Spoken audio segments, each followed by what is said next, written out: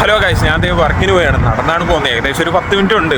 അപ്പോൾ ഈ 10 മിനിറ്റ് യാത്രയിൽ ഞാൻ കുറേ കാഴ്ചകൾ കാണുന്നുണ്ട്. ഡെയിലി കാണുന്ന കാഴ്ചയാണ്, പക്ഷെ അത് നിങ്ങളെ കൂടി കാണിക്കാൻ തുടങ്ങും. കണ്ടോളൂ.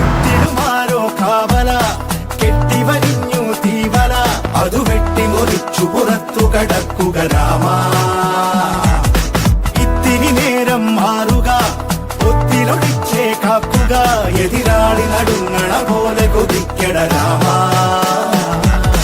ആരു ചെയ്ത പാപമെന്നു പേരിടുന്നു രാമ, തീ പിടിച്ച പോലെ എന്നു പാഞ്ഞിടുന്ന ലീല.